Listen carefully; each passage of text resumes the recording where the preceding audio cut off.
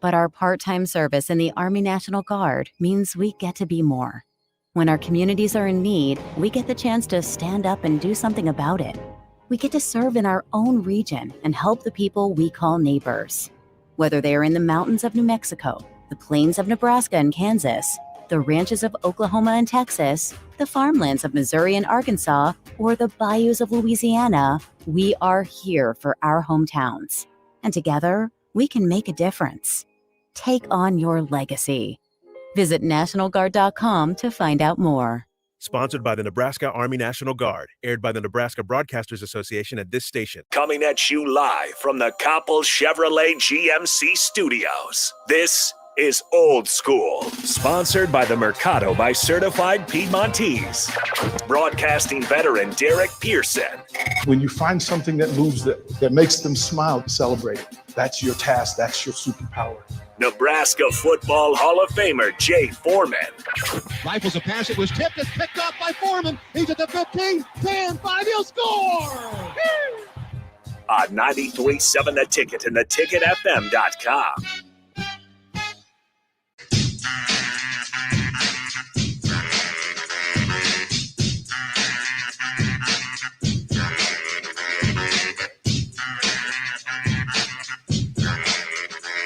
We have to wait until the there's a phrase that my father used for things that were going to be said that was not for public consumption.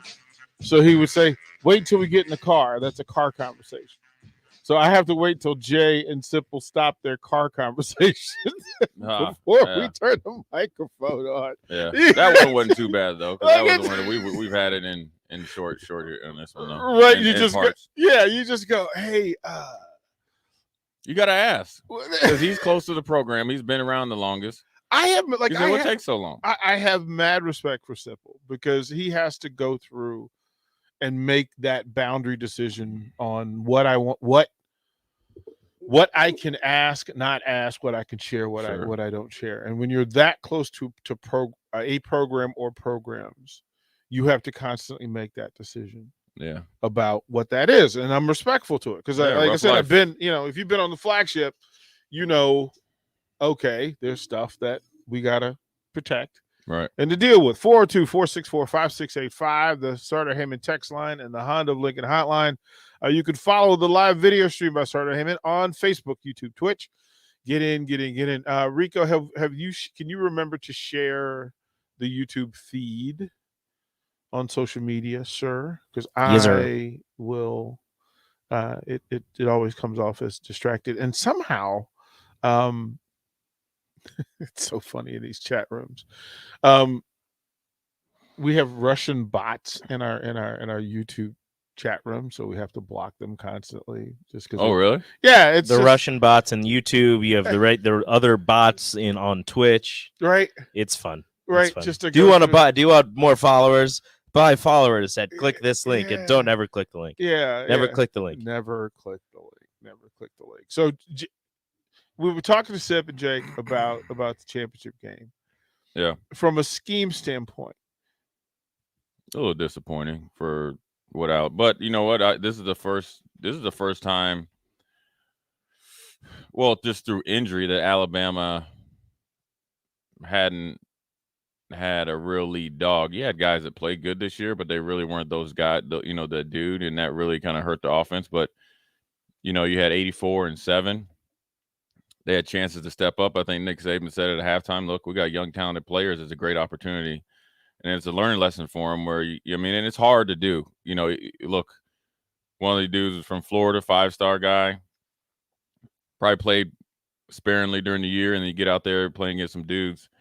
And, it's a tough task. And especially when you're playing one-handed, when you're not able to run the ball and you're not able to, really attack the defense from, all areas. What I mean by that is, out on the edges, middle of the field and deep, essentially Bill O'Brien decided we're just going to try to attack the fastest defense, out on the edges. I mean, did you not watch the Michigan game is what I wanted to ask. So, yeah, it didn't seem sort of intellectually arrogant. Well, what it seemed to me was he came into the game and said, Georgia's going to stop what we did before. So we're going to try to do something else instead of let's see what type of adjustments they made to what we did before and destroyed them with. And then we're going to adjust. We're going to have, a plan B and C off of that. He came in with his plan B and then didn't even go to C and didn't even think about going back to A. So, I mean, the receivers really hurt Alabama's chance to really, make it a game. But it was a great game. And then Georgia pulled away in the fourth quarter. I think, the biggest play was when they held Alabama to a field goal after the Bennett fumble. It almost energized him to the point of where he just said, you know what, I'm just going to wing it, and this is my chance, and I'm going to really set myself up for, I'm assuming, going into next year and being the starting quarterback. I'm sure that they'll give Daniels, as much opportunity as possible. So, it was a good game, but that's the way it is. Sometimes when you get to these championship games and you see you got to make sure, the healthiest team is going to have an advantage, but the team with the continuity, offense, defense, and special teams is going to win as well. So what, as we wrap up an entire college football season, right? Let's go through the questions. One, can anybody outside of the SEC get to the level of the SEC? I think they can. I just think that they got to make sure that they got to be able to do different things once they get there. Once they, look, if you're coming from the Big Ten or any other Power Five, you got to get up for one game or two, you're in the semifinals if they don't expand the playoffs. So they definitely can. I'm definitely thinking the Big Ten is better top to bottom. So what that means is that there's a ton of competition. And look, Texas A&M beat Alabama this year. Why do you say Big Ten's better from top to bottom? Just when did this I guess you can judge by the bowl games, but then ultimately, who's as good as A&M? Where would Florida be even on a down year? Maybe it's middle of the road. LSU. They're like all middle of the road though. They're all just whoever's a middle of the road type of team, like Iowa or something like that. You would put LSU against Iowa. Yeah. Did you watch LSU in the bowl game? No, I'm talking about this. But I mean, we're talking about just this year. But on a whole, LSU doesn't really scare anybody. Like, they got dudes, but those dudes, it doesn't always equate to playing good football. They're a national. They won a national championship in the last 3 years, right? With 10 first-round picks. Right. After that, where were they doing? But that's why I'm asking, because if I was not going to win a national title, no. But I'm just talking about talking about year in and year out. If they had to play, they're not like if LSU played Iowa next year, LSU's not blowing them out. So for the teams in the SEC who have won national titles, there's a list of teams. Right. It's a short list when it comes to the Big Ten. Yeah, it's just Ohio State. Right. So from the bottom of that, the Purdue's, the Northwesterns, whatever group you want to put in. Then you're playing like the Missouris or something like that. I mean, nobody's showing up to play these dudes and being South Carolinas and all them. They got good players, but nobody's playing against them being scared. Nobody's playing them in the bowl games and losing. Big Ten teams aren't losing to them. So when you're thinking about top to bottom, you look at like when they play each other, who wins? Most of the time, it's you're really saying that top to bottom SEC's not as good as the Big Ten. No, yeah. Okay, I'm gonna disagree with that because. Well, what? No. Hold on. What has Vanderbilt done? Yeah, but that's like Northwestern. That's like. Yeah, that's what I'm saying. Vanderbilt is Rutgers. Those two match up. Yeah, okay, if you want to match them up, right? Ohio State, Alabama. About Northwestern, no, they win the Big Ten championship. They've won 10 games, but 4 out of the 5 years. Though. Missouri had their run. When did Missouri have a run? Missouri, as a matter of fact, Missouri was a rival to Nebraska in the Big 12. But this is my point. They're new to the SEC. They're not the SEC legacy anyway. Well, that's so not then how you you're can say measuring Nebraska's not new to the Big Ten. Well, no, I don't need. All I'm talking about is in present time. Missouri. I don't count. Like to me, when you talk about the Nebraska's legacy, that's not a Big Ten legacy. No, but they're in the Big Ten though. That you don't count the Big Ten. You don't count Nebraska's championships in Big Ten championships. I'm not talking about championships. Okay. I'm talking about if you laid them all out and played. Okay. I like Big Ten championships. Okay. Playing Big Ten going against okay. Team to team, whatever. I understand why you think it. I just don't feel that way. that Right. fair? Like I How many championships has Vanderbilt won? How many coaches have they had? What has Ole Miss really done? What is South Carolina really Ole done? Miss produces Hall of Famers on a regular basis. Who? Well, so Patrick Willis, one of the greatest linebackers to ever did it. Okay, that's Peyton one. Manning. I mean, not Peyton, but Eli Manning at Ole Miss. Archie Manning at Ole Miss. Archie Manning is not a Hall of Famer, so I'm sorry. Who's the kid that I'm having a brain dead here? I get. But are you talking about players? Or are you talking about teams? I'm talking about what has Ole Miss done as a football program. What has Mississippi State done as a football program to be like they're so much better than Northwestern? I'm not saying so much better. I'm just saying the if you're comparing Mississippi State's football environment, it's program. No, I'm talking about their team. I'm talking about what I watch on Saturdays. I'm talking about what I watch on Saturdays from Vanderbilt, South Carolina, Mississippi State. Mississippi is actually pretty good, so take them out of it. Missouri. And if I could think Florida, I don't care who went first round. LSU, yeah, they won when Nick Saban was there, and they won when they had Joe Burrow in them. But besides that, they've never met expectations. Now they've had a lot of first round picks, right? Yeah. But Ohio State had a whole bunch of first round picks when Eddie George and Terry Glenn and Joey Galloway, but they never won the big one. So it's kind of like which way, what kind of type of sandwich you want. But at the end of the day, when I watch them in the bowl game, and maybe it's just, maybe they're not bowl game though. That's bowl game. Maybe they're not motivated. Yeah, that's bowl game. That's like we can't like the meaningless bowl game. Okay, but what are you getting out of when Vanderbilt plays Mississippi State? So say this. So when in basketball, there's a classic where they get together in meaningful moments and with meaningful minutes, and you can measure them. Right. You don't get that in football. You don't get for that. The bowl games. Well, so that's all I can go off. But the bowl games aren't mean. Like you said on this show itself that it's tough to measure because now it's time where you need to see what's in the cupboard. You need to see what's there next year. Depends on how folks are opting out. Like talented players aren't playing in the meaningless bowl games. So you're not going to see the best of the SEC teams in the bowl games because they have other distractions. Like their focus and purpose is the season. So I get that. But what are you seeing that you think that is so much better though? Now I'm not talking. Take Alabama and take Georgia and put them in a whole different stratosphere. Okay, and I'll put I'll put Ohio State in that stratosphere. So put if you take Ohio State, Michigan, Wisconsin, right. Take them out of the Big Ten. Sure. Then take out Alabama, Georgia, and who? Well, that's the hard part because you have years where LSU or Florida are really good. Yeah, but any other year, LSU's 8 wins. Wisconsin. You're talking about LSU is like they're like a powerhouse. I mean, I'm sorry, I haven't seen national championships out of LSU. LSU always. You saw one in 2019. Okay, when else? Pause. How many have you seen at Wisconsin? I'm not saying. How many have you seen in Michigan? But I'm not. How many have you seen in Michigan? But I'm not saying Wisconsin. I'm not the one saying Wisconsin and Michigan are national powerhouses. I'm saying they're good enough to teams. If you take them and put them in the middle of the country and play, I like my chances.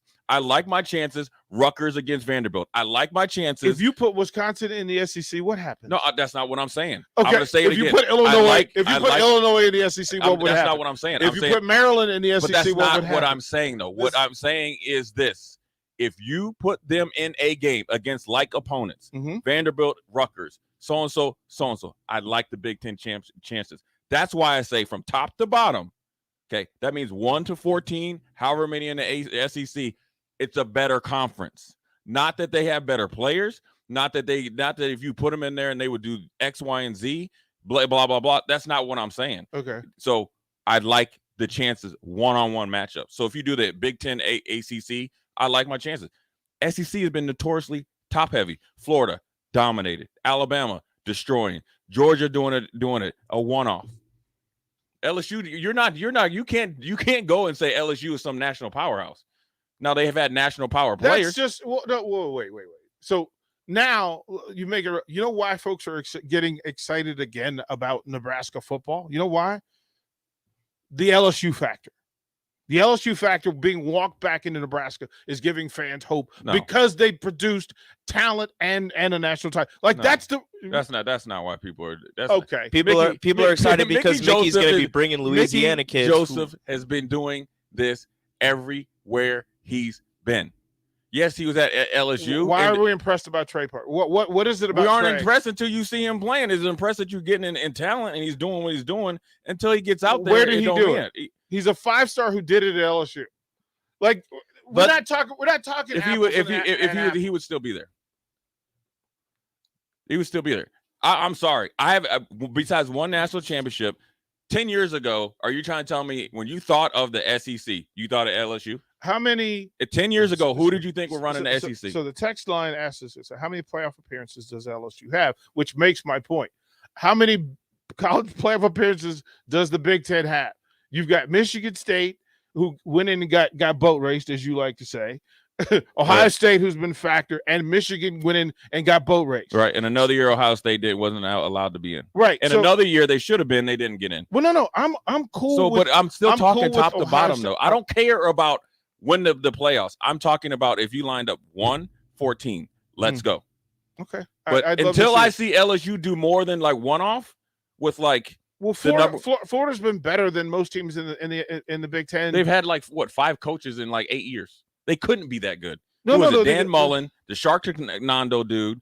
Now you had the dude before that. Urban look to say that Charlie Smart and Dan Mullen couldn't coach in the Big Ten is the statement of untrue. They're not in the Big Ten. I don't care where they coach. They're not. But look, no, to say those dudes can't coach. But I'm not saying that. Hold on. I'm not saying that they can't coach. Okay. I'm saying Florida's had 5 coaches, which seems like in like 8 years. So they couldn't be good. The rotation of coaches isn't no, that's not the. So why did they fire Dan Mullen? That's not. I don't know what's going on with Dan Mullen. No, why did they fire him? Because he didn't win. Okay. Why did they fire the other dude? Because he didn't win a national title. No, Sharknado they fired him because of why? Why did they fire him? He wasn't winning. Now he came in winning. Now Urban was with Alabama. He dominated. Then he said, "You know what? I'm out of here." So 10 years ago, it was Florida. So, and under no circumstances for more than a 2 or 3 year period have I heard LSU dominating. Florida, yes, they have some inner workings where, you could go like Sharknado went to the SEC championship twice. And then next thing you know, he has a bad season. Then he had some other stuff going on outside of it. Then you fire him. But you bring in Dan Mullen, you fire him too because he didn't meet expectations. Now, their expectations aren't getting met. But obviously, they're not winning. It's a different expectation. It's because you face the monsters every week. Like that's the different SEC expectation is different than Big Ten expectation. All right. There's zero chance. So you're the Nebraska version of Paul Finnenbaum, right? So when Auburn loses in a bowl game, why would you say that? Because you're the dude that says, well, Auburn didn't want to play in this bowl game, so they're not motivated, so they went out there and lost that game. That's a hard no. So here's the thing. This is when you play football, right? Because you're the same. When you play football, when you play basketball, when you play sports, you got to go out there and play. Like you put the product out there, and they lost. That's all there is to it. LSU, when Joe Burrow was there, they were great. The year before, they almost fired their coach. They were hot garbage. They didn't even want to hire homeboy Kermit the Frog. Homeboy that came, you know what I mean? They didn't even want to hire him. Only reason they hired him, they won the last 4 games. They kept him. If you're going to say, and then Brian Kelly's going to, in 4 years, is going to be gone too. If you're going to tell me that you like the culture, no, I'm not telling you that. Okay, hold on. Like I'm asking, are you telling me there's more talent? Here's what I'm going to tell you better from the culture for the 4th time. Okay. 1 through 14. If they go play at neutral sites, I like the Big Ten chances. And I don't. That's not a slight. But it's not a slight. That's not a slight. It's but just how come when they do play, the Big Ten does fine though? Oh, Alabama's destroying in meaningless games, bro. You're talking about games. Oh, so now if they played in the middle of the season, then what would it be? Well, it's all no. If they played in the middle of the season, I would take it as value. So when you play in a bowl, so what is technically a meaningful game? A game in season. So bowl games don't mean anything. So why were you playing in play? Why are we the even Meatloaf State Bowl doesn't have when you play on New Year's Day? Are you trying to tell me that's not a meaningful game? What are those SEC programs doing on New Year's Day? You know what? They're looking at next year's roster and players. That's what every coach does. Okay. Well, if you look at what Michigan State did, they put their starters out and played as though this was their national championship. The same can be said. Like, you can go up and down. Wisconsin played in the game of value because they needed the additional leverage and push off for next year. Right. But the SEC programs already have that. So what did Ole Miss do when they had a guy that was going to I'm assuming it was going to and got hurt. Okay, but they were trying to win. And got hurt. Right. He got hurt. Right. But they're trying to win the game. If they were just moving on to next year, homeboy, the 6'5" freshman would have been playing. But if they had done that as well, people would have said, "Oh, the shame of Corral for not playing." Like I get exactly. You're making excuses. You're playing what's called tennis. You're making one that you're not losing a point. The point is, if you put a guy out there that's going top 10 in the draft, you dang sure playing to win. What sure playing Rico, to win. can you find the SEC bowl game record for this season? For the last 3 seasons against the SEC, whatever matchups there are, right? That we can talk about and the text line brings up Kentucky. That's a perfect example. Right. That's a perfect example. It was. Kentucky won a game. They were winless. The SEC was winless through the bowl games this year. I'll for say how that. long? I get that you believe it's better from top to bottom. I just don't agree with it. Right, but because Kentucky beat Iowa, what does that mean? No, it's just an example of what we're talking about. Right. So is Kentucky going to be good next year? Kentucky's not. I have no idea. Who would you bet on to have more wins next year, Kentucky or Iowa? This can't be a conversation. You can't be kidding me. You can't be serious. Iowa's won 8-9 games for I don't know how long. People all across the state of Nebraska. But you just asked me about next year. So next year's roster for both teams matters. So for me to just speak on, I better think about it. The real thought. Okay, what Kentucky does. But what you're saying is you have to look for the roster and versus who normally wins. Iowa doesn't always have a good roster. They're going to win. I was the number 4 team in the Big Ten. And they're always going to win. Kentucky is never the number 4 team in the SEC. That's my point. They beat Florida this year? No. Did they beat Florida this year? Did Kentucky beat Florida this year? No. Did they? Who did they beat? Who did they upset? Who did they lose to? They lost 2 games that they shouldn't have lost. So you compared the number 4 team in the Big Ten. I'm not comparing to the number 8 program in the SEC. How many wins did Kentucky have this year in their best year in school history with a record-setting receiver? Rico. Oh, okay. Give me a second. How many wins did they have this year? They 9, finished 10? with 10. Okay. So that's number 8 in the SEC. So a bottom program and a consistently bottom program in the SEC went and faced the number 4 team in the Big Ten. Hold on. And beat them on a one-off. Hold on. That's Kentucky. Who do you think Kentucky was second place to in the SEC? This year. Oh, well, didn't they play? That's what we're talking about. Consistently. Well, if you're talking about it this year, Kentucky beat Florida. They beat Iowa. Okay, but the only other team that was ahead of them in their SEC East was Georgia. Okay. So they're not about. There's no way they could be 8. They're number 2 in their side, so they're actually a top 4 team. Okay, so in the SEC. So this year, Kentucky was a top 4 team. Okay, and Kentucky beat the 4 team from the Big Ten. Iowa was probably 6 or 7. Iowa lost to Minnesota, so Minnesota's ahead of their ranking. So technically, Minnesota's ahead of them. They weren't in the Big Ten championships. That's 2 other teams. Who was in the West with Iowa? Minnesota. Minnesota was not better. Wisconsin was better. Right. So Wisconsin and Iowa would be 1 and 2 in the West, right? Iowa finished first in the West, but they lost to Minnesota and Wisconsin. Okay. But they had one more. So number 1 team in the West, right, lost to the number 2 team in the SEC, right, head to head this year, right. All of this says that every year, if we were betting, just like if you're asking me who's going to win next year, but who's going to have more wins between Iowa and Kentucky next year, I would bet Iowa. Why? Because they're a quality team in a not so good division. So South Carolina's good. Kentucky, Missouri's good.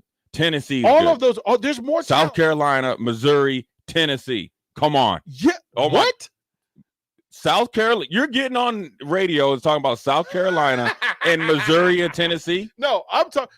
Just move on to basketball. You're talking Maryland. If you're going to talk Maryland, Rutgers, what are you talking? Like, go. Apple. What is Missouri doing? What is Missouri doing? Missouri is a mess. Okay. What is South Carolina doing? South Carolina is still competitive. DP. They're still competitive. Okay. What was the record, Rico? Can you find out what South Carolina's record was? South Carolina's record was 7-6. What Tennessee? What would the bottom three teams' record in the Big Ten West? Big Ten West 5-7, 3-9, 3-9. So a 7-6 team.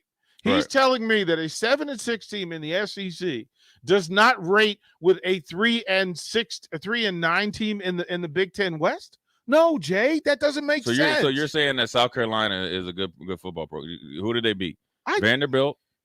Okay, they beat Troy. No, hold on. No, they're in the bottom of the conference. They beat East Carolina. They beat Charleston Southern. Okay, Eastern Illinois. Wolford. Oh, okay. So then they did beat Florida. You know you're going back to Carolina. You better don't be hold on. They beat Vanderbilt. Okay. Congratulations. I mean, they beat Vanderbilt by 1. Who did Nebraska beat? That's not the point. Okay, we're literally like put apples to apples. South Carolina and Nebraska wouldn't be apples to apples. Apples to apples would be South Carolina and Maryland. Okay, we'll throw the break on that. We'll throw the break right there. We'll come back more old school when we come back.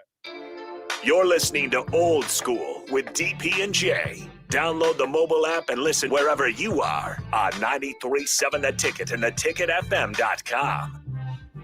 This is Dan Friedman. In recent years, over 1/3 of all Nebraska traffic crashes have been caused by drivers aged 15 to 19. If you're a teen driver, don't become another statistic. Keep your eyes on the road. And if you're a parent, please remember that safe driving habits start with you. This message is brought to you by Friedman Law Offices. For almost 60 years, helping injured people. It's what we do. It's all we do. Find us at friedmanlaw.com today.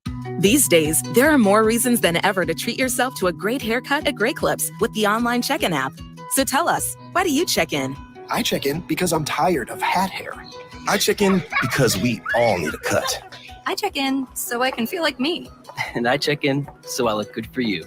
No matter why you check in, you'll check out with a great haircut and save time with our online check-in app. Great Clips. It's going to be great. I was in the middle of the Atlantic Ocean when it happened. There was a sudden jolt and our submarine crashed on the seafloor. We were in total darkness. That's Dr. Dejana Figueroa, a marine biologist and STEM teacher, talking about a deep sea dive she'll never forget. It's funny, when I was a kid, I was afraid of the ocean. And there I was, 2 miles below the surface. But as a scientist, you prepare for that. Using our training and a little creativity, we fixed the sub and finished our experiments. The dive was just too important. Every dive gives us glimpses at things few people ever get to see. Glowing creatures, fiery undersea volcanoes. When we got back to the surface, I kissed the ground and called my mom, of course. But you know what? I wouldn't trade that dive for anything. Dr. Figueroa uses her passion for STEM to discover new things and make the world a better place. She can STEM, so can you. Check out She Can STEM for more stories and inspiration. A message from the Ad Council. 93.7 The Ticket is proud to provide listeners with daily opportunities to win contests and prizes on our airwaves, and would like to take this opportunity to remind you of a couple rules. All participants must be 21 or older and wait 30 days after winning a prize before participating in another contest. Once you win, you have 30 days to pick up your prize at the KNTK Studios, 330 North 48th Street in Lincoln, or your prize will be forfeited. Thank you for participating in our contest, and thank you for listening to 93.7 The Ticket. You know you want that smoky, tangy, sweet, and spicy sauced and tossed Wingstop. But you just brought a haul of groceries home from the store. It's cool. No one expects you to shop and cook in the same day. So let the flavor experts at Wingstop hook you up with mouth-watering wings, crispy tenders and thighs, fries and sides delivered to your door. You can always cook tomorrow. That's why the fridge was invented. Get it delivered at wingstop.com. Order online now from the new Wingstop located at 5001 O Street. Your home should not be a zoo to unwelcomed animals. Let the experts at Bats to Rats take care of those problems. Dane has been a leader in wildlife and pest management and prevention in Lincoln and the surrounding area for 15 years. He can help you get rid of bats, rodents, and anything else. Whether it's residential or commercial buildings, schools, apartments, or churches, they're always a phone call away. Call today at 402-310-0904 or visit batsterats.com. Bats to Rats Wildlife Control and Prevention. Gaina Trucking is hiring CDL Class A and B drivers. Gaina Trucking guarantees a 40-hour work week year-round, and their strong team culture makes it not a job, but a career. Gaina Trucking offers health, vision, and dental insurance, 401k with company match, an employee assistance program, and other bonus programs. Build a better career today with great team culture at Gaina Trucking. Learn more and apply today at GainaTrucking.com.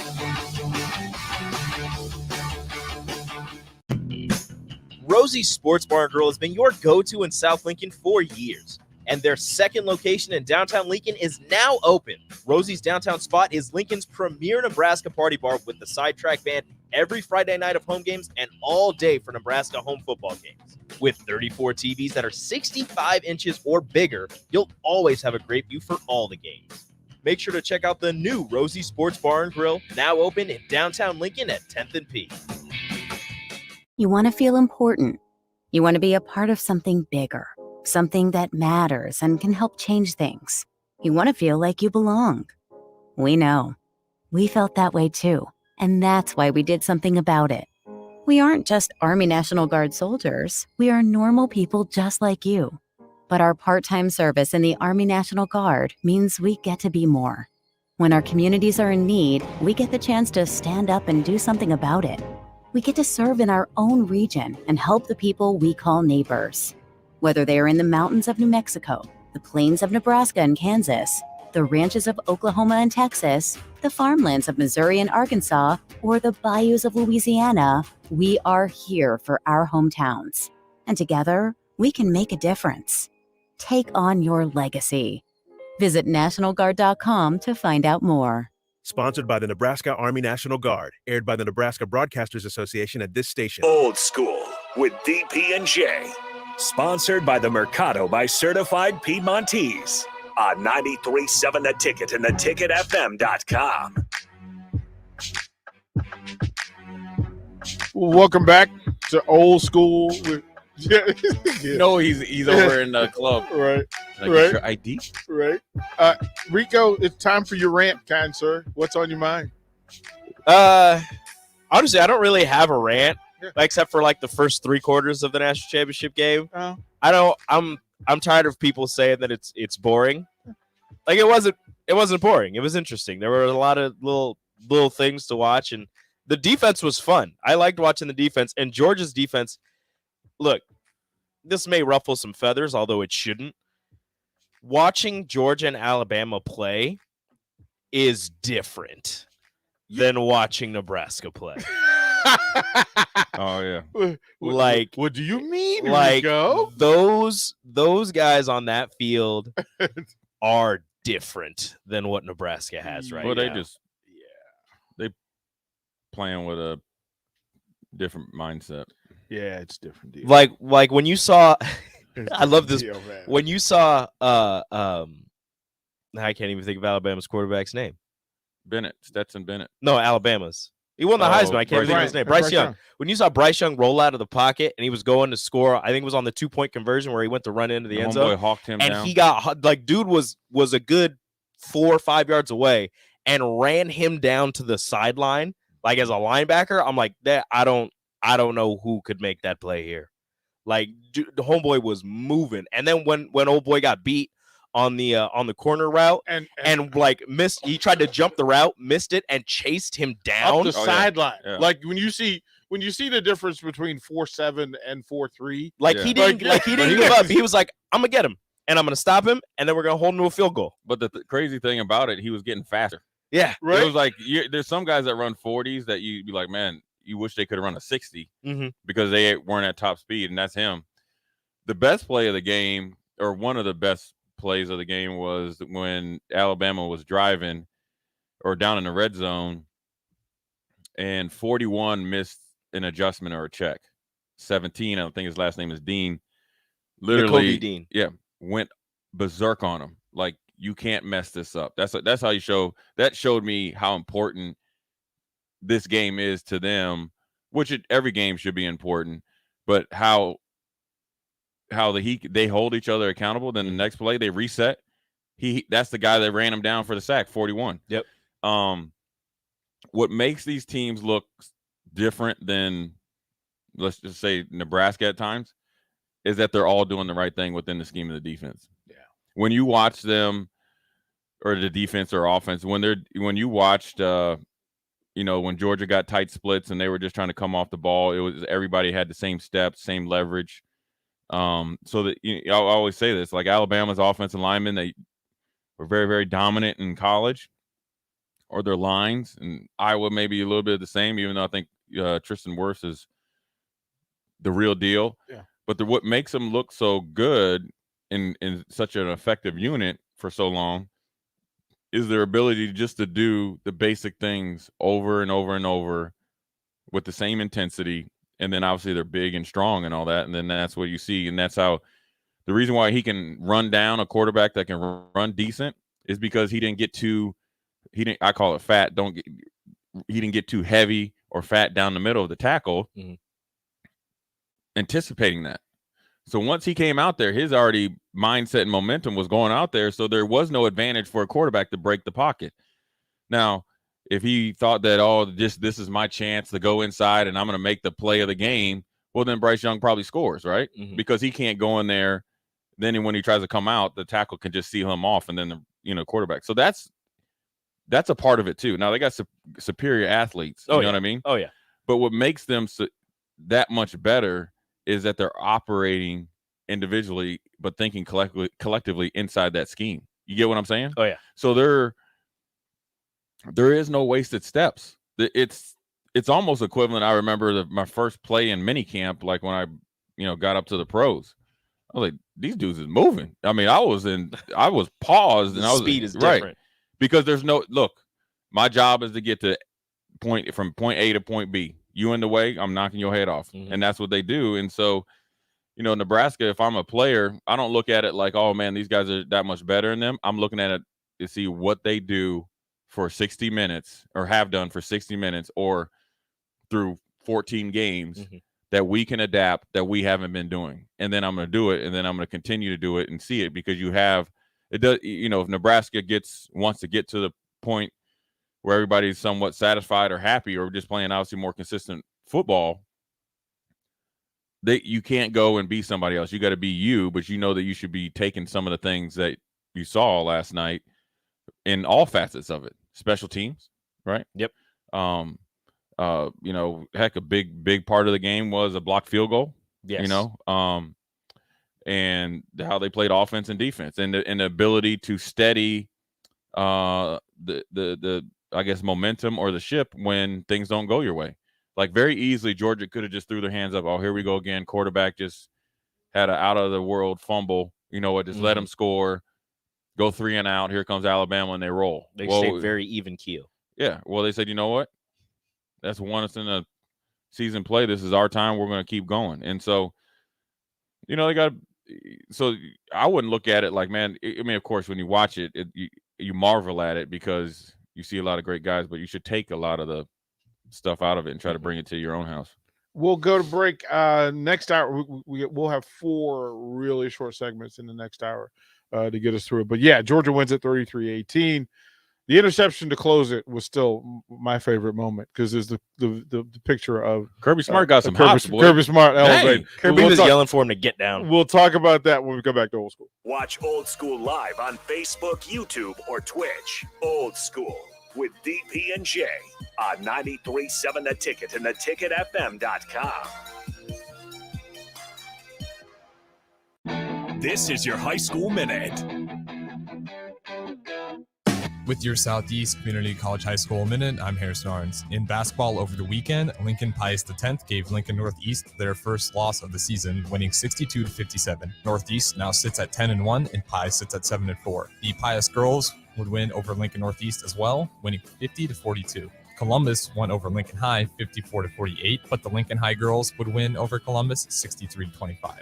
DC West beat Lincoln Lutheran 47-42, and the girls for Lincoln Lutheran won in their matchup over DC West 58-17. Gretna got a win against Lincoln North Star 57-53, and the Gretna girls would also win 59-35. Hastings SC won over Lincoln Christian 56-49. Barrier would finish with 20 points for Christian in the loss. Lincoln East got a big win over Fremont 62-47. Templemeyer would lead the team with 18 points in a win for Lincoln East. This has been your High School Minute, sponsored by Southeast Community College, with locations in Lincoln, Beatrice, and Milford. Learn more today at southeast.edu. These days, there are more reasons than ever to treat yourself to a great haircut at Great Clips with the online check-in app. So tell us, why do you check in? I check in because I'm tired of hat hair. I check in because we all need a cut. I check in so I can feel like me. And I check in so I look good for you. No matter why you check in, you'll check out with a great haircut and save time with our online check-in app. Great Clips. It's going to be great. I was in the middle of the Atlantic Ocean when it happened. There was a sudden jolt and our submarine crashed on the seafloor. We were in total darkness. That's Dr. Dejana Figueroa, a marine biologist and STEM teacher, talking about a deep sea dive she'll never forget. It's funny, when I was a kid, I was afraid of the ocean. And there I was, 2 miles below the surface. But as a scientist, you prepare for that. Using our training and a little creativity, we fixed the sub and finished our experiments. The dive was just too important. Every dive gives us glimpses at things few people ever get to see. Glowing creatures, fiery undersea volcanoes. When we got back to the surface, I kissed the ground and called my mom, of course. But you know what? I wouldn't trade that dive for anything. Dr. Figueroa uses her passion for STEM to discover new things and make the world a better place. She can STEM, so can you. Check out She Can STEM for more stories and inspiration. A message from the Ad Council. This is Lincoln's home for sports talk on the FM dial. Also online at theticketfm.com. On the internet. KNTK FM Firth, 93.7 The Ticket.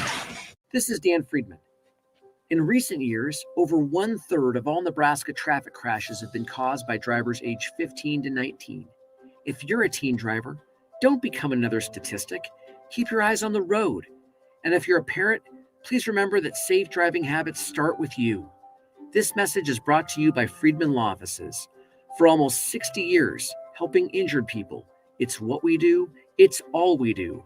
Find us at friedmanlaw.com today. And now a limerick from the world of Yum. There once was a man in a bind. He's got the best wife in all mankind. And with Valentine's Day not that far away, he needs the greatest gift he can find. Jewelry can be hit or miss, and that vacuum was quickly dismissed. Flowers, they die. Homemade, don't be that guy. But what about that bakery in Beatrice? Liqueur cakes, you'll eat every crumb. Fruit cakes made with brandy, bourbon, and rum. And those chocolate cake squares. Do I have to drive you there? Get yourself to the world of Yum. 93.7 The Ticket is proud to provide listeners with daily opportunities to win contests and prizes on our airwaves, and would like to take this opportunity to remind you of a couple rules. All participants must be 21 or older and wait 30 days after winning a prize before participating in another contest. Once you win, you have 30 days to pick up your prize at the KNTK Studios, 330 North 48th Street in Lincoln, or your prize will be forfeited. Thank you for participating in our contest, and thank you for listening to 93.7 The Ticket. Gaina Trucking is hiring CDL Class A and B drivers. Gaina Trucking guarantees a 40-hour work week year-round, and their strong team culture makes it not a job, but a career. Gaina Trucking offers health, vision, and dental insurance, 401k with company match, an employee assistance program, and other bonus programs. Build a better career today with great team culture at Gaina Trucking. Learn more and apply today at GainaTrucking.com. You know you want that smoky, tangy, sweet, and spicy sauced and tossed Wingstop. But you just brought a haul of groceries home from the store. It's cool. No one expects you to shop and cook in the same day. So let the flavor experts at Wingstop hook you up with mouth-watering wings, crispy tenders and thighs, fries and sides delivered to your door. You can always cook tomorrow. That's why the fridge was invented. Get it delivered at wingstop.com. Order online now from the new Wingstop located at 5001 O Street. Coming at you live from the Koppel Chevrolet GMC Studios. This is Old School, sponsored by the Mercado by Certified Piedmontese. Broadcasting veteran Derek Pearson. When you find something that moves that makes them smile, celebrate it. That's your task. That's your superpower. Nebraska Football Hall of Famer Jay Foreman. Rifles a pass. It was tipped. It's picked up by Foreman. He's at the 15, 10, 5. He'll score! On 93.7 The Ticket and theticketfm.com.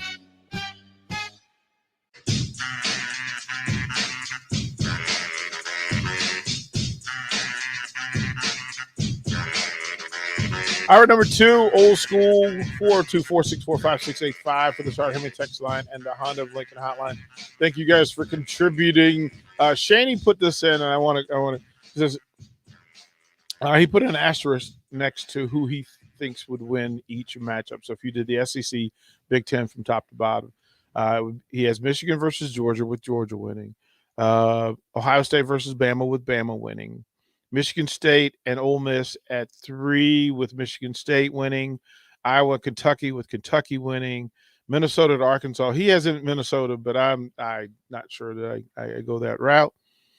Wisconsin, Tennessee. Do they have Mohamed Ibrahim? Yeah, that next year. If it's next year, yeah. Because if they have Mohamed Ibrahim, sure. Next year, yeah. Purdue versus Mississippi State.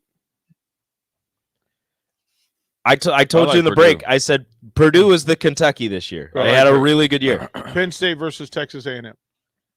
That's a toss-up. I don't know. Right? Illinois versus Missouri. I don't I'd know. probably like Illinois. No. Rutgers versus South Carolina. I think I'd take South Carolina. Yeah. But they would keep it close. They would keep it close. Nebraska versus LSU.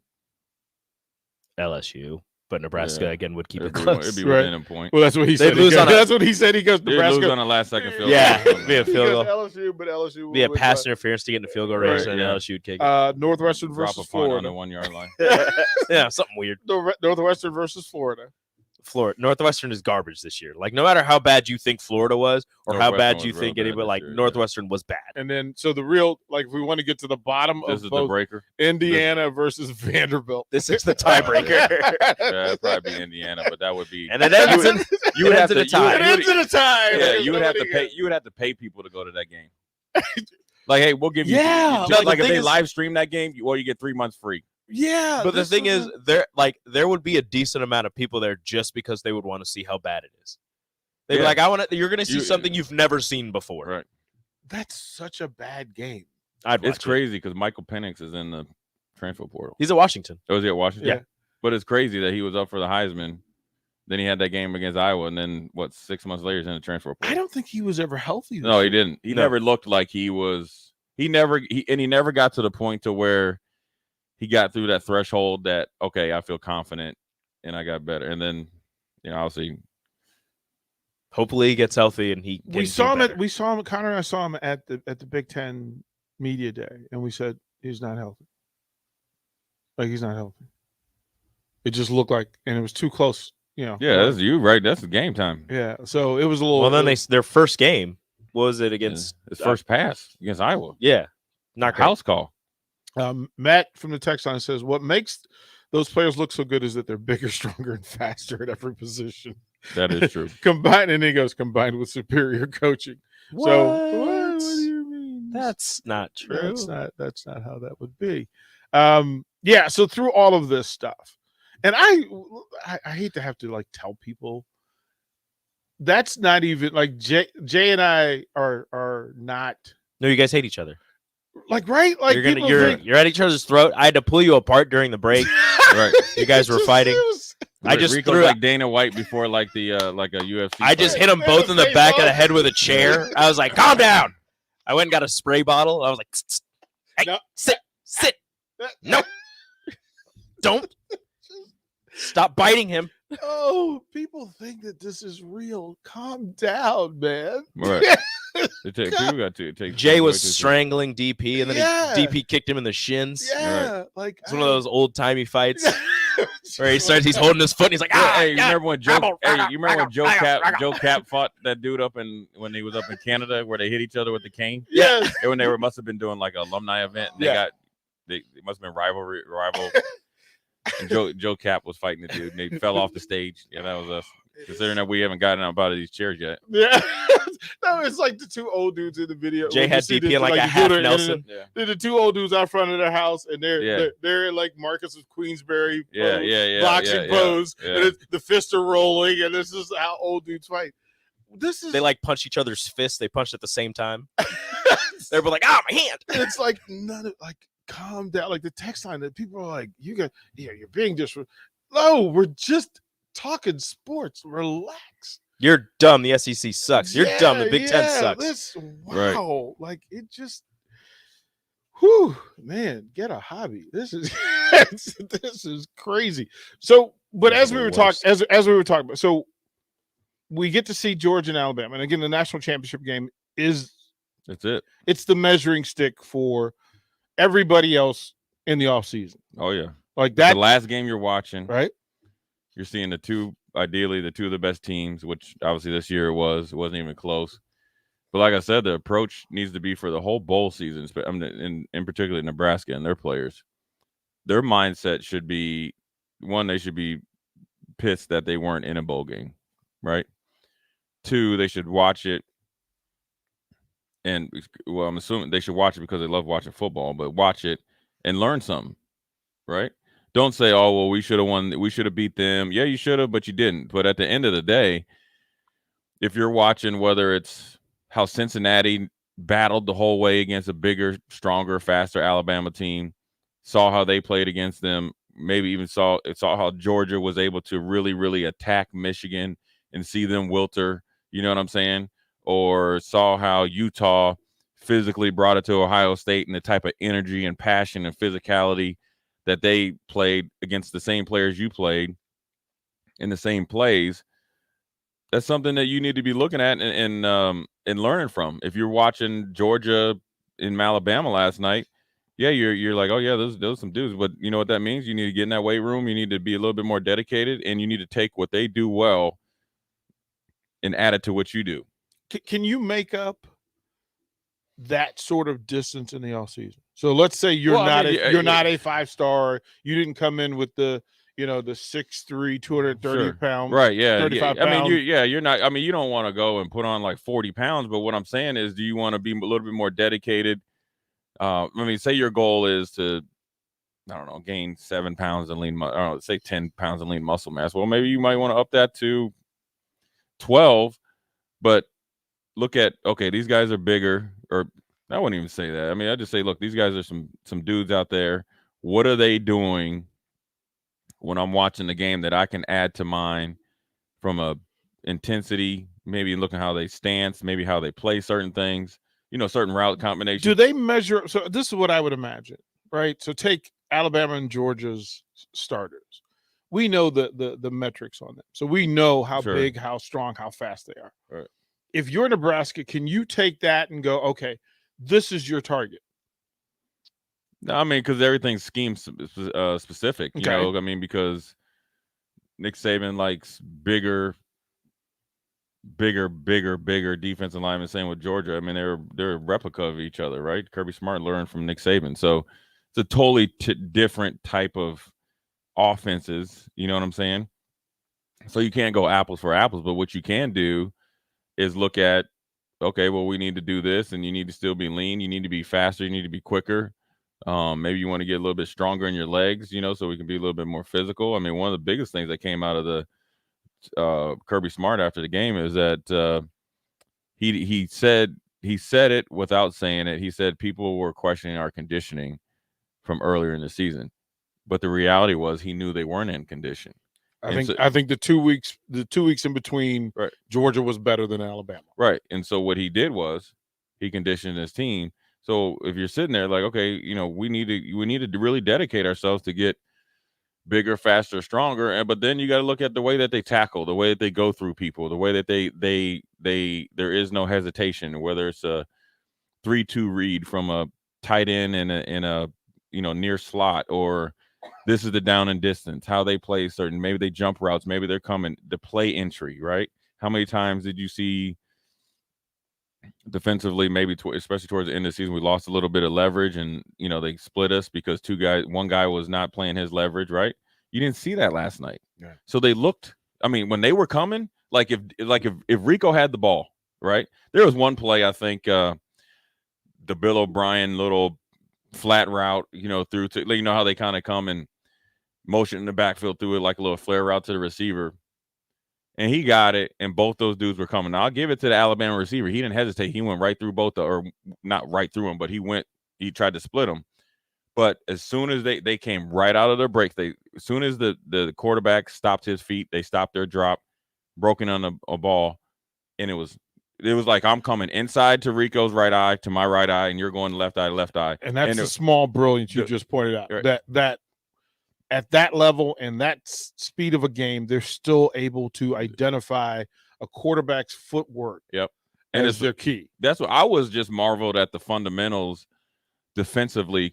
There was no loss of leverage. I mean, there was a couple times, but it wasn't so repetitive. That's why they don't tackle bad. That's why you don't see, generally they don't have bad tackling games. Now, granted, they are big dudes, they're fast and all that, right? But at the end of the day, they're not out of position. So tackling is, I don't know. I mean, if I had to 85% fundamentals, like you're not going to make a good tackle being out of position. There's not a good tackler at any level that's always out of position with bad balance. Bad. That's what I mean. There's not anybody that does anything athletically with bad fundamentals, right? They come out, same foot, same shoulder, eye to eye, inside out. They were taking perfect angles. Just about every time. Every time. Well, and they also know, and this is a part of it, when you know that the dude next to you is going to be there for you. And he's not going to do something out of body. He's not going to, like Wisconsin. Everybody, 10 guys play the right play, and here comes the cornerback jumping like you come, when dudes get excited before the game and they jump and touch shoulders. Yep. Well, then in the game, he did that against the big old running back he bounced off and dude's going 70 yards.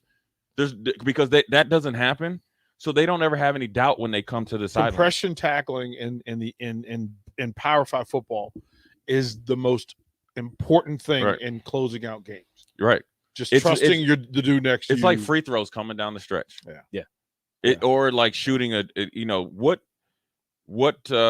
doesn't matter like how their release point, because you have like great 3-point shooters from like a Ray Allen, Reggie Miller, who was different, Larry Bird's different, Steph Curry, Klay Thompson, all of them shots different, right? Like their release point. You ever seen them shooting with bad balance, not being squared up?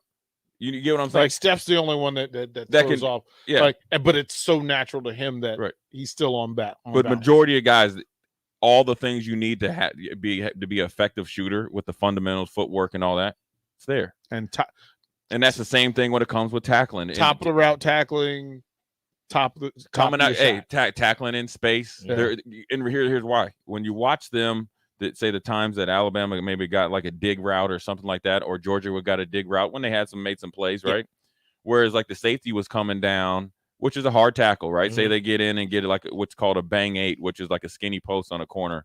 So if you're playing cover 3 and you get a good release, and and the corner opens the gate. So what that means is if I'm on the left side of the defensive formation and I don't stab with my inside hand, but I just open the gate and he's up on me and he's in between me and the safety, that's bang 8, skinny post, whatever you want to call it.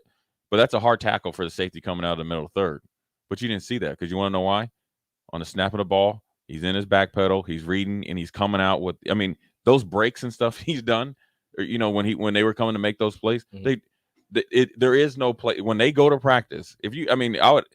Before the game, I got on YouTube and watched Kirby Smart. The way, you could YouTube Kirby Smart coaching and Nick Saban coaching, and the attention to detail, not only from those two, the head guys going around and coaching every position, but then you hear the position coaches coaching, and there is no games playing out of there. But you see guys out there like in between like water breaks. They're laughing, they're having fun, but when it's time to do drill work, we drilling.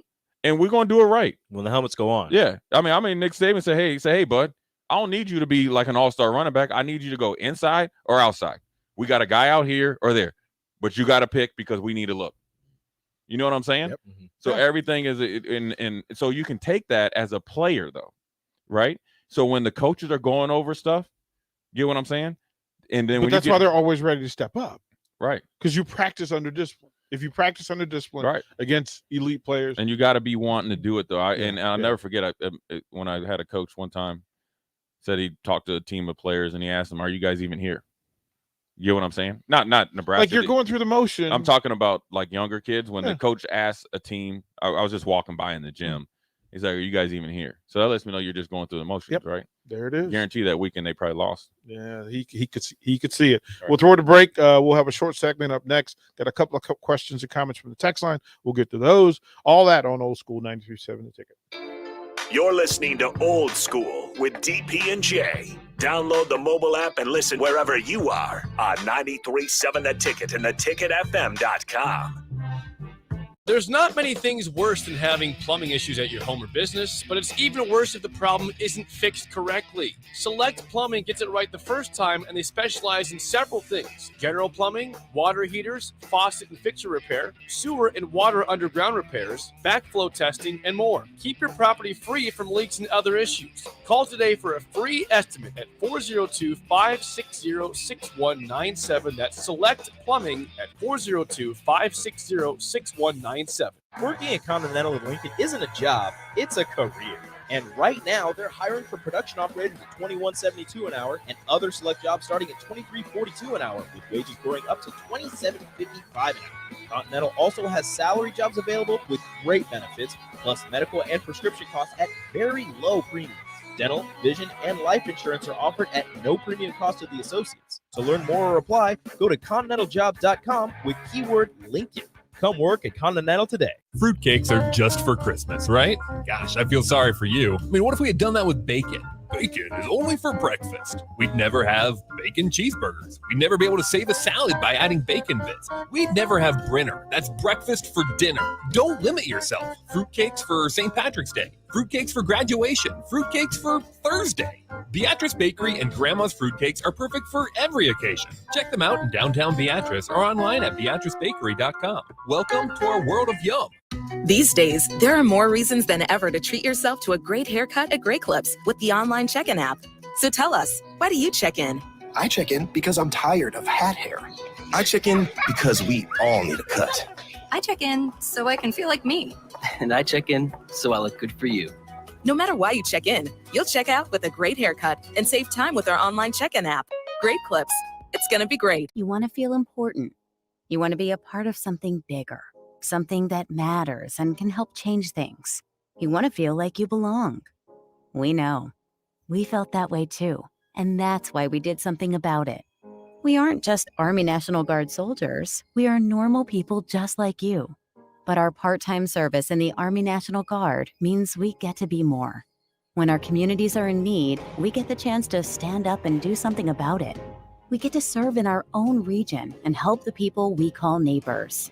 Whether they are in the mountains of New Mexico, the plains of Nebraska and Kansas, the ranches of Oklahoma and Texas, the farmlands of Missouri and Arkansas, or the bayous of Louisiana, we are here for our hometowns. And together, we can make a difference. Take on your legacy. Visit NationalGuard.com to find out more. Sponsored by the Nebraska Army National Guard. Aired by the Nebraska Broadcasters Association at this station. 93.7 The Ticket is proud to provide listeners with daily opportunities to win contests and prizes on our airwaves, and would like to take this opportunity to remind you of a couple rules. All participants must be 21 or older and wait 30 days after winning a prize before participating in another contest. Once you win, you have 30 days to pick up your prize at the KNTK Studios, 330 North 48th Street in Lincoln, or your prize will be forfeited. Thank you for participating in our contest, and thank you for listening to 93.7 The Ticket. Gaina Trucking is hiring CDL Class A and B drivers. Gaina Trucking guarantees a 40-hour work week year-round, and their strong team culture makes it not a job, but a career. Gaina Trucking offers health, vision, and dental insurance, 401k with company match, an employee assistance program, and other bonus programs. Build a better career today with great team culture at Gaina Trucking. Learn more and apply today at GainaTrucking.com. 93.7 The Ticket. Fox KFXL weather. Sponsored by Security First Bank. A relationship you can count on. Partly sunny skies, mild conditions here for our Tuesday. We'll top out near 54. Winds out of the west-northwest at around 10 to 15. A few passing clouds tonight with a low of 26. We may see a few more clouds around the region tomorrow, but we will keep those temps nice and mild for January with a high of 52. I'm meteorologist Tim Wright for 93.7 The Ticket and theticketfm.com. Back to Old School with DP and J on 93.7 The Ticket and theticketfm.com.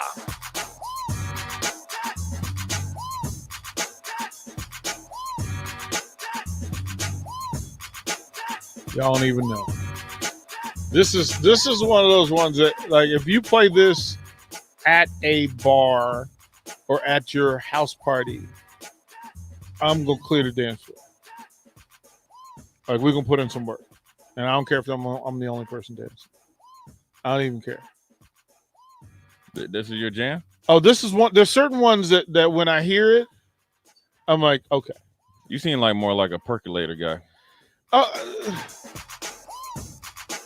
It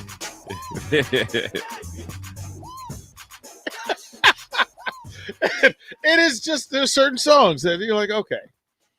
I gave Rico a list of like, I was just scribbling one morning and I put down a bunch of songs. There's so many songs. There's so many songs. I was trying to figure it out.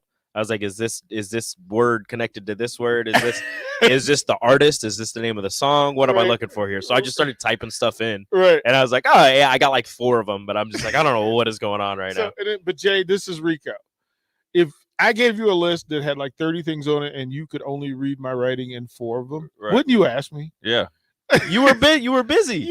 That was 3 days ago. You could just like, hey, DP. I've been working on it. I got more, Okay. but I'm like I said, I've just been like looking them up, and I'm like, okay, what is this? Because I'm like, this guy, he's doing other stuff. Let me figure this out. I got to figure this out. It's a scramble. We've been This putting guy together. just- We've been putting together like lineup. So today's lineup, and just again for this station to be a place where Huskers come to talk. So imagine, I mean, you're getting the Hall of Famer here. Then you're going to get the captain. So Rashawn's coming in, and his 2 guests today, Adam Carricker and Mike Mentor. Maybe you've heard of them. Not sure. Probably not. Actually. And then after that, then you've got the another Hall of Famer. You got Eric Strickland with Bach. And then at 6:00, you've got up the middle with Cam Chick and Bryce Matthews. They're going to cross over with Ashley Scoggin, Jazz Shelley, and Izzy Bourne. It's crazy. From 6 to 8, and then from 8 to 9, you got outside the box with Rocky Russo from the Lincoln Stars. Is that a day? Seems pretty fun. Is that a fun day? Me and Nick are in there too, by the way. What? When did that happen? Somewhere in the middle there. Nick, is that true? Nick, is that you guys are somewhere in the middle there? Me and Nick also have a show. You guys are on too? Yeah. There's like an hour in between after Rashawn has, all those big names, and before Bach gets his Hall of Famer, there's me and Nick. So you're like Red Panda. Yeah.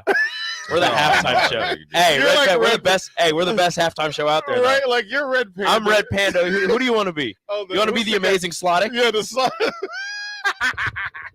Yeah. Who do you want to be? Okay, so he's the Simon Says guy. Okay. I would be the Slottick as long as we aren't the flying dogs that catch the frisbees. I think those are the stupidest things. I like the dogs. I'm sorry. The dogs are cute. So I'm not saying the dogs are ugly. I'm just saying the idea of the concept is kind of dumb. Hey Nick, while you're on air, while you're in front of the microphone, do you by chance so here's the other thing. I know you like going to the women's basketball games. Yeah. But what if we decide to do a women's post game show? That'd be fun. It would be interesting as long as the people are interested in it. The people have said they're interested. That's why I'm bringing it up. Like the people want it. But that means you'd have to leave the arena with 8 minutes left in the game to get here. Whatever I have to do, it's all good. Okay. I think it would be really interesting. Would I be doing it with anybody? Well, Big Sky will be here. Okay. So he'll watch the game and then he'll run the board and you two bounce it off each other. Yeah, we'll figure it out. We can do whatever we'll put a pin there. I kind of like the idea of that. I think we need to start covering this stuff. We're going to be the place where the stuff gets covered. Not everybody in this town does it. Question for you, Jay. Are Georgia and Alabama just in their own little world in college football? Are they actually that much better than everybody else? Thanks. This year they were. You saw a little bit of it last year. But yeah, I mean, this year they were. I mean, Alabama won it last year, Georgia won it this year, so they are the the long far away star that you're shooting for. So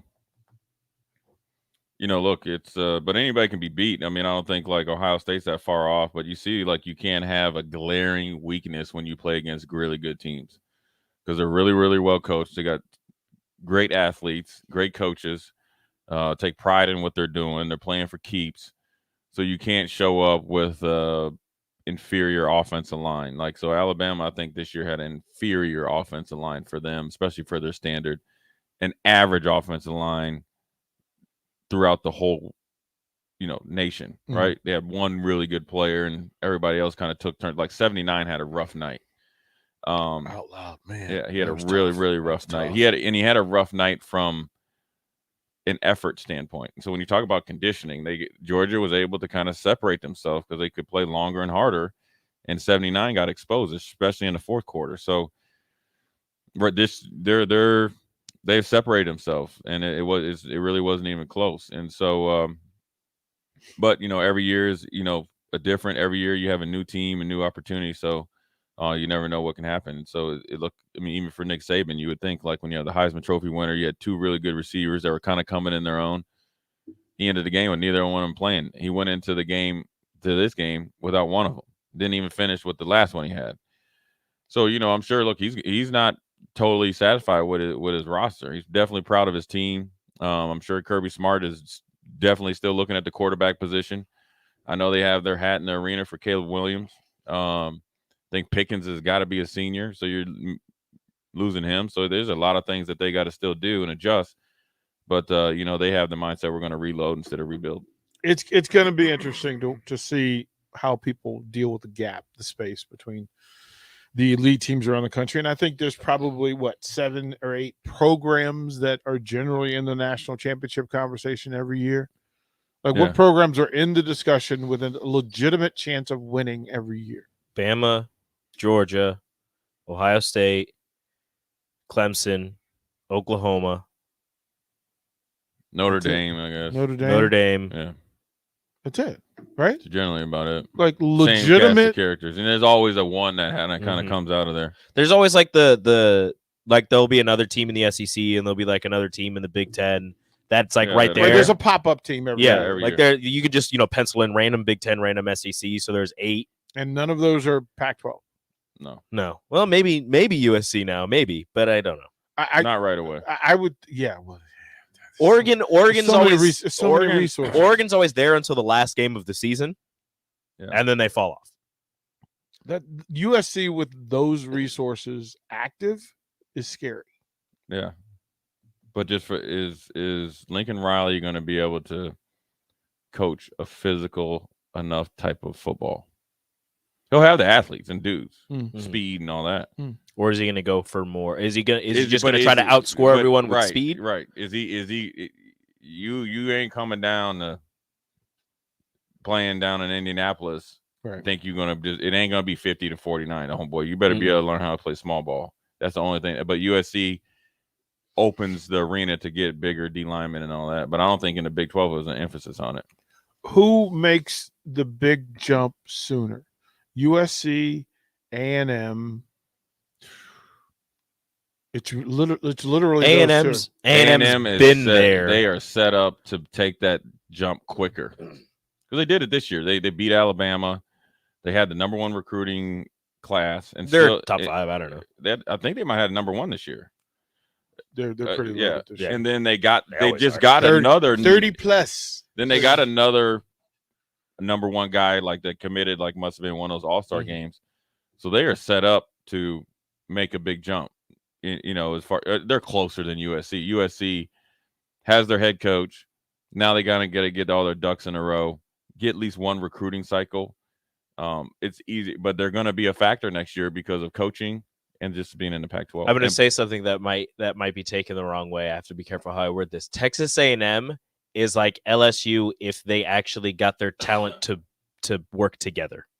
Where Texas A&M is stockpiling all this talent, but they actually put it to good use, but they can't get over the hump. They've got some 5, 6, and 7 receivers who are like dudes. Because they LSU has every like anything you would need for a program to be great. You could just LSU has it. You can recruit right there in Louisiana. Yeah, like they have it. Well, because you get, but the they big just thumpers. don't You get get the it. big country. You get everything. They just don't get it to mesh well. Yeah. Like they had OBJ, Jarvis Landry, and Zach Mettenberger was actually good in college, and they did nothing. It's LSU has a lot of things outside of football. Like there's so much going on in Baton that Rouge. really is. Baton Rouge is weird. Baton Rouge is weird. It's one of my favorite places. That's how weird to it visit. is. Yeah. No, Couldn't live there. there. Couldn't live there. No, couldn't live there. Yeah. Visiting is amazing. Make I sure couldn't that live there. plane leaving on time. I'd be 500 pounds. Like it's not only that. It's just different. Yeah, it is. We'll throw it to break here. We purchased a whiteboard. I've been plotting this for a bit, but we're gonna put Jay to work and have him get on the whiteboard. Testing my old skills, man. Yeah, we'll do that. We'll see. I don't know if this is my first, I guess, coaching opportunity. Yeah, right? it's just you. It's all about drawing. It's Jay's playbook. We'll do that next. Yeah, make you start out as a GA. Yeah, we'll do that on Old School. We'll be right back. Watch Old School live on Facebook, YouTube, or Twitch. Old School with DP and J on 93.7 The Ticket and theticketfm.com. This is your high school minute. With your Southeast Community College High School Minute, I'm Harrison Arns. In basketball over the weekend, Lincoln Pius X gave Lincoln Northeast their first loss of the season, winning 62-57. Northeast now sits at 10-1, and Pius sits at 7-4. The Pius girls would win over Lincoln Northeast as well, winning 50-42. Columbus won over Lincoln High 54-48, but the Lincoln High girls would win over Columbus 63-25. DC West beat Lincoln Lutheran 47-42, and the girls for Lincoln Lutheran won in their matchup over DC West 58-17. Gretna got a win against Lincoln North Star 57-53, and the Gretna girls would also win 59-35. Hastings SC won over Lincoln Christian 56-49. Barrier would finish with 20 points for Christian in the loss. Lincoln East got a big win over Fremont 62-47. Templemeyer would lead the team with 18 points in a win for Lincoln East. This has been your High School Minute, sponsored by Southeast Community College, with locations in Lincoln, Beatrice, and Milford. Learn more today at southeast.edu. Fruitcakes are just for Christmas, right? Gosh, I feel sorry for you. I mean, what if we had done that with bacon? Bacon is only for breakfast. We'd never have bacon cheeseburgers. We'd never be able to save a salad by adding bacon bits. We'd never have Brinner. That's breakfast for dinner. Don't limit yourself. Fruitcakes for St. Patrick's Day. Fruitcakes for graduation. Fruitcakes for Thursday. Beatrice Bakery and Grandma's Fruitcakes are perfect for every occasion. Check them out in downtown Beatrice or online at beatricebakery.com. Welcome to our world of yum. Rosie's Sports Bar and Grill has been your go-to in South Lincoln for years, and their second location in downtown Lincoln is now open. Rosie's downtown spot is Lincoln's premier Nebraska party bar with the Sidetrack Band every Friday night of home games and all day for Nebraska home football games. With 34 TVs that are 65 inches or bigger, you'll always have a great view for all the games. Make sure to check out the new Rosie Sports Bar and Grill, now open in downtown Lincoln at 10th and P. 93.7 The Ticket. Fox KFXL weather. Sponsored by John Henry's Plumbing, Heating, and Air Conditioning. Partly sunny skies, mild conditions here for our Tuesday. We'll top out near 54. Winds out of the west-northwest at around 10 to 15. A few passing clouds tonight with a low of 26. We may see a few more clouds around the region tomorrow, but we will keep those temps nice and mild for January with a high of 52. I'm meteorologist Tim Wright for 93.7 The Ticket and theticketfm.com. I was in the middle of the Atlantic Ocean when it happened. There was a sudden jolt and our submarine crashed on the seafloor. We were in total darkness. That's Dr. Dejana Figueroa, a marine biologist and STEM teacher, talking about a deep sea dive she'll never forget. It's funny, when I was a kid, I was afraid of the ocean. And there I was, 2 miles below the surface. But as a scientist, you prepare for that. Using our training and a little creativity, we fixed the sub and finished our experiments. The dive was just too important. Every dive gives us glimpses at things few people ever get to see. Glowing creatures, fiery undersea volcanoes. When we got back to the surface, I kissed the ground and called my mom, of course. But you know what? I wouldn't trade that dive for anything. Dr. Figueroa uses her passion for STEM to discover new things and make the world a better place. She can STEM, so can you. Check out She Can STEM for more stories and inspiration. A message from the Ad Council. Hey, ticket listeners, it's Cristiano Simonetta, the voice of the Lincoln Stars. Join head coach Rocky Russo and I for Outside the Box every Tuesday from 8 to 9 p.m. talking Stars, hockey, and more. Outside the Box every Tuesday from 8 to 9 p.m. Tune in to the Teammates Mentoring Hour each Wednesday from 6 to 7 p.m. on 93.7 The Ticket. Hear stories from the program started by Tom and Nancy Osborne and how it's changed mentors and mentees' lives and how you can be involved. The Teammates Mentoring Hour, Wednesday nights from 6 to 7 o'clock on 93.7 The Ticket and theticketfm.com. Working at Continental in Lincoln isn't a job, it's a career. And right now, they're hiring for production operators at $21.72 an hour and other select jobs starting at $23.42 an hour, with wages growing up to $27.55 an hour. Continental also has salary jobs available with great benefits, plus medical and prescription costs at very low premiums. Dental, vision, and life insurance are offered at no premium cost to the associates. To learn more or apply, go to continentaljob.com with keyword Lincoln. Come work at Continental today.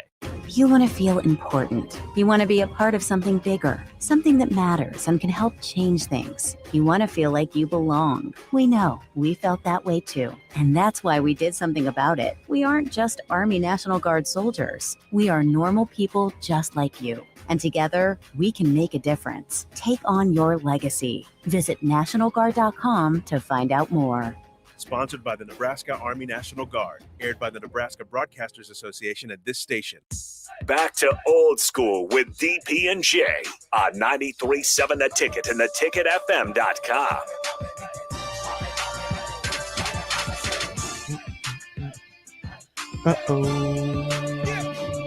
Get it. We've been talking about this again. I went to Mark and I'm like, okay, I've got an idea to be able to draw up some stuff. I like to do film study, but I also like the idea of Jay doing film study or being Jay's playbook. Hey, man, it's Jay's playbook. I don't know how well it's showing up here, but this is the first time. Well, that's what I was going to see. I'm trying to see whether they can see the exit. You can't see him. You can't see me, right? You can see you, but you can't see the So we have to figure out how to do this. We got to change the lighting in here, Rico. Need the mood light in here. So there we go. Hey, all right, here we go. Yeah, this is pretty good right here. Can we get Mark on the microphone? No, but I'm just trying to see whether. Okay, so we're you got to plug him on. Okay, so we'll figure that out. No, this is pretty good right here. Okay, right, it's there, but I'm looking at it. I'm looking at the video stream, and they can't see the X's and O's. You can see it on this one. You can see it on the mine right here. Okay. Oh, yours. Okay, there it is. There you go. Right, there you go. A little tape delay. All right. Yeah, there you go. Okay. This is a play that Georgia ran to kind of seal the game. They broke Alabama's will.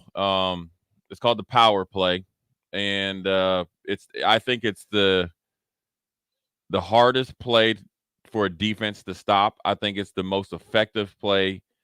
It's one of my favorite. It's my favorite play in all of football. One, because you can get big runs, you can get explosive runs out of it, but you can also, I call it death by 1,000 paper cuts. You can 4 or 6 yard you to death, and there's some things you just can't do. So it was one of Georgia's last drives before they scored and went up top. Actually, right after this, they went kind of play action pass and hit the deep pass, I think, to the right. Alabama plays what's called just a base, 34 front. People used to call it odd, okie, and it's just a nose tackle right here, head up on the center, 2 5s, 2 backers, and actually it was 14 / a nickel because they had 12 personnel. So that's 1 running back, 2 tight ends, 2 receivers. The 2 receivers were to the slot to the right, so they're out of the screen. They were just pretty much one-on-one with the corners. But this play is designed to hit up inside or wherever the defense decides to run and hide from. So, look, bear with me now because this is my first one and then put on the spot here, right? So, you're a professional. Come on. I circled 31, and this is a thing that goes unnoticed for people that watch TV, right? 31 is hands down the best football player in America, Heisman or not. Talent-wise, production-wise. He blew Aiden Hutchinson out of the water as far as tackles for losses and sacks and continued, and he wreaked havoc on Georgia. For whatever reason, in this defense, which I'm assuming that they had him line up away from the slot, he was lined up to the boundary. Well, this worked into Georgia's favor since they're running away from him because he's effective in the run and the pass. So what happened? Georgia's tight end pretty much just stalk blocked him, but just got in his way. The play's going away. Here's where Alabama had a crucial mistake. They were playing a 34 front. They were getting down blocks. And if you get this play, and I'll find it and I'll send it to Rico, is that they didn't fight pressure. So what happens in a power, they go down, down, down, and then they pull these two backside guard and tackle and wrap around and block the outside backer, which in this case was 14. I think he's a nickel. Okay. That's playing right into their hands again. So they must have broke tendencies, which is really good for Georgia because they always didn't break tendencies. They thought they were expecting pass, didn't got a run. He played it soft on the first puller. Okay. So big man, that Georgia's offensive line always go about 6'5", 6'6", 6'4", 330 and come around. They ain't playing games. He kind of didn't set the edge. He was where he's supposed to be, but he didn't close down the edge. The tight end has an easy block on this backside backer who is Christian Harris, who's he's an excellent linebacker. He didn't stay square and he didn't get downhill to squeeze it back to him, right? So this play is made by this backside backer and 14 or the outside linebacker giving themselves up and condensing the hole. On top of, you need the nose tackle and the two tackles to fight pressure, and one of them has to win, right? Or just really don't get washed away. All three of these guys went upfield and didn't even get washed away. Just ran away from contact, ran in there and thought they were going to ollie Oxenfree, thought they were getting there. Didn't even have to block back. They pulled around. He played it soft and got blown back. Number 10 actually came in one-on-one with the guard, filled it great at the point of attack, didn't lose any leverage or any yardage. Running back hit it right up in the middle because it was soft between 8 and 14 nickelback or outside linebacker, and it gutted Alabama for about a 14 to 16-yard gain. This is the hardest play to play as a linebacker. It's the hardest play to consist. You're on when you play against a power team. You have got to be on it. There is no there, and you can run a two puller power. You can run a power with pulling. Depends on, they could block back with this guy, pull him and pull the Y, have another kind of fullback, but there's tons of ways you can block it. It's got Jim Harbaugh paid when he went from San Diego to Stanford. And then when the 49ers were really rolling, this play right here was running through cats like Swiss cheese. Okay. And he had some big bangers to run. And you got to have linemen that can pull, linemen that can adjust on the run, and that can block in space. Okay. That's now you got to have it. So that's the first one here, the power play, and that's what gutted Alabama. And this running back, he ended up about here, so that's about 16 yards. Okay, ideally, if you win one of these two plays right here, just at the point of attack, don't get washed or blown out. There isn't anywhere for these guys. It's kind of like a big pile, but you got to be good here, and you got to be great here. Really, really good. That's good. Now, if you're a good backer, now I'm going a little bit far. Navarro Bowman and Patrick Willis, like, these two played the power like no other. Now, granted, they saw it 50 times during training camp, because if you got somebody that can get jiggy with it, that means he's got a little juice to him. You can head fake him, get in there, and you can make a tackle, right? So that way he can't come and attack you. He was a sitting duck, and he got ear hole. Didn't get blown up, but he definitely was soft. And he had a bad read as well because he didn't get across the line of scrimmage. So that's the one play. So, I mean, hey, man, these coaches, hey, let me tell you something, man. These coaches, that's a lot of damn talking right there, man. Right? That's my point. That exactly one my play. point. You can talk, but that lets you know about the power. That gives you people, or gives people that are listening, just a glimpse on what it takes to coach one play. This is just base defense. Yeah. Let alone we get in nickel and dime and all the 3-3-2 and all they these. Change how they're going to block it. Right. So all that stuff's in play. Jay, well done. We'll throw it to break. Rico will give us a question. We'll get out of here on Old School. You're listening to Old School with DP and J. Download the mobile app and listen wherever you are on 93.7 The Ticket and theticketfm.com.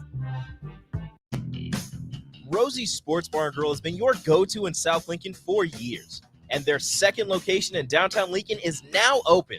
Rosie's downtown spot is Lincoln's premier Nebraska party bar with the Sidetrack Band every Friday night of home games and all day for Nebraska home football games. With 34 TVs that are 65 inches or bigger, you'll always have a great view for all the games. Make sure to check out the new Rosie Sports Bar and Grill, now open in downtown Lincoln at 10th and P. Hiring CDL Class A and B drivers. Gaina Trucking guarantees a 40-hour work week year-round, and their strong team culture makes it not a job, but a career. Gaina Trucking offers health, vision, and dental insurance, 401k with company match, an employee assistance program, and other bonus programs. Build a better career today with great team culture at Gaina Trucking. Learn more and apply today at GainaTrucking.com.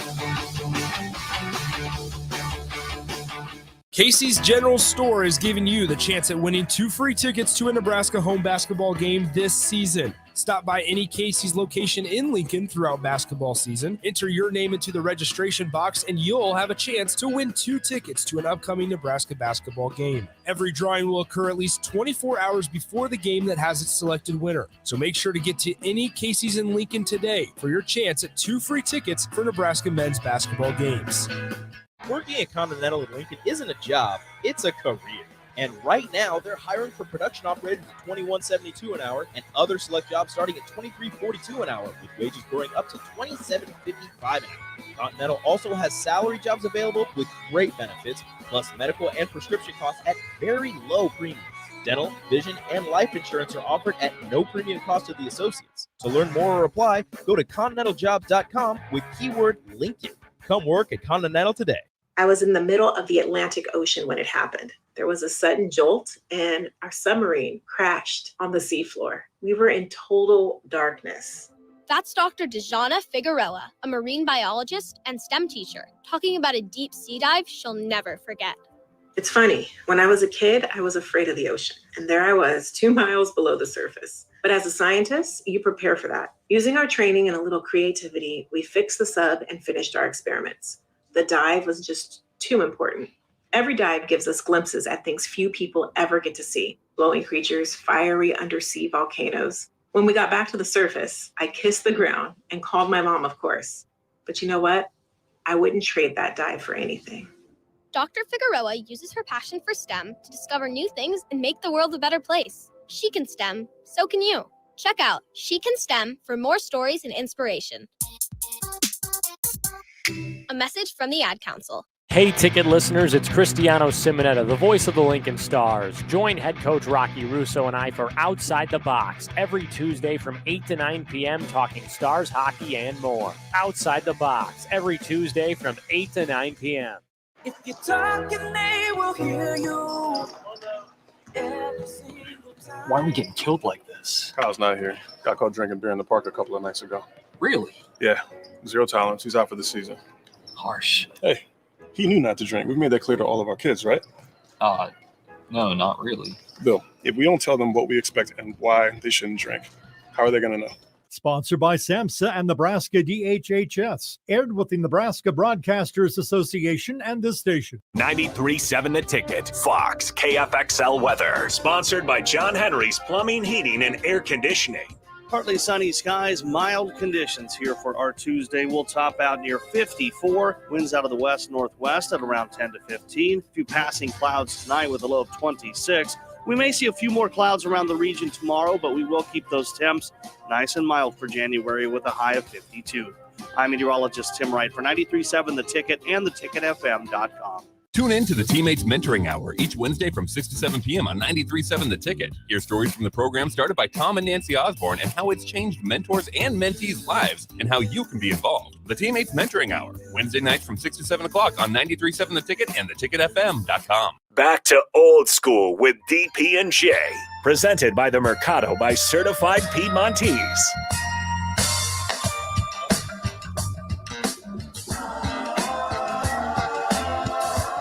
So, Jay, I'll ask you, yesterday, Ashley Scoggin was in, and Rashawn Jackson said, well, I'm such an athlete, I think I can compete with her in a shooting contest.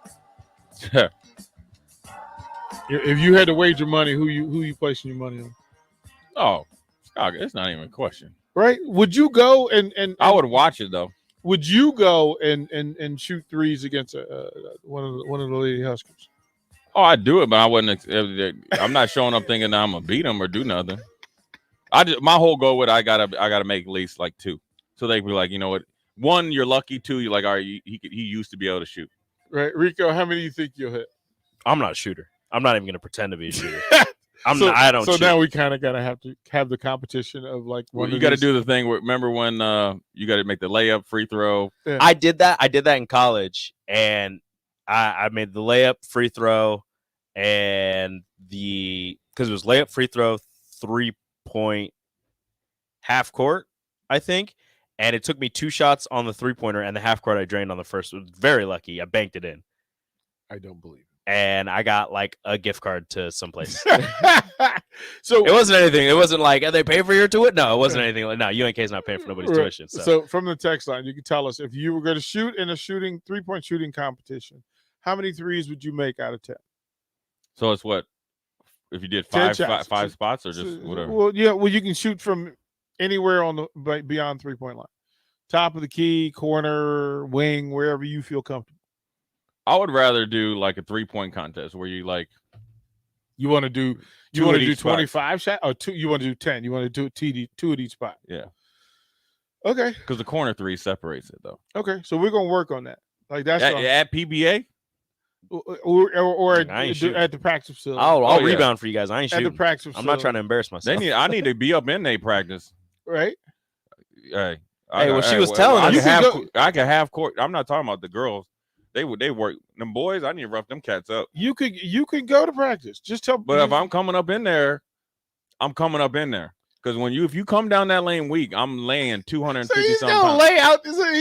Dog. Ashley was telling us she one of the practice players hit her in the shoulder. Yeah. She almost didn't play against Iowa. Jay Foreman, you can't go out there and beat up college basketball players. Why not? They need it. They need yo. They need a look. Here's what I'm saying. I'm here to help you get better. You come down the lane, just don't come in there weak. Don't come in there that fancy stuff. You better be coming with knees and elbows ready. Oh man! So now I'm afraid to make it happen because. It's straight up Detroit Pistons. Right. Like you say, we have 3 players that will not play tomorrow because Jay Foreman clotheslined them. Yeah. Rico, what's your question? It's a really simple one. It's just about Stetson Bennett, the former walk-on for the Georgia Bulldogs. Stetson Bennett finished this year as a national champion. How many yards passing? Because I get very upset with Georgia because they don't pass it near enough for how many athletes they have. How many yards passing did Stetson Bennett have? You just have to guess around, the whole year for the game for the season. 1,800. Yeah, that's kind of the lane I was in. It was 1,800 yards. 2,862. So he went, which is still not enough. Yeah, that's still not. I mean, that's a lot more than I thought he would have. Yeah. It is still not enough. Not even close. He wasn't starting at the beginning of the year, though, right? Right. No. JT Daniels was, and then he got hurt, and then Stetson took it, and they're like, you know what, we're just gonna stick with him. Okay. It was funny because I saw a bunch of tweets last night where people were like, Georgia's got all these 5 stars all over, every position is pretty much 5-star, and they got a walk-on quarterback starting. But he's not a walk-on now, though. No. He was a walk-on, then he transferred to junior college, then he went back, he's on scholarship. Before we close out, so the great Aaron Davis has texted in. He says, yo, Jay Foreman can hoop. We won campus championships back in the day. We did. My only regret from college. Look at that smile. You're right. Yeah. I'm gonna tell you, my only regret from college is I went into free agency the next year and got the big head. Was looking for the big contract, and I left the team. And they ended up coming back and beating us in the championship. I should have just rolled with the champ. We were like the running rebels, and I thought success. Man. Yeah, copy success. It's how you handle success. He thought he was the star. It's how you handle success, Jay Foreman. We had a ball though. Tomorrow night, 7 to 9, Aaron Davis, Chris Raff, riffing with AD and Chris Raff. You can hear him right here on 937 The Ticket. Stay tuned. Old School up next, 10 o'clock.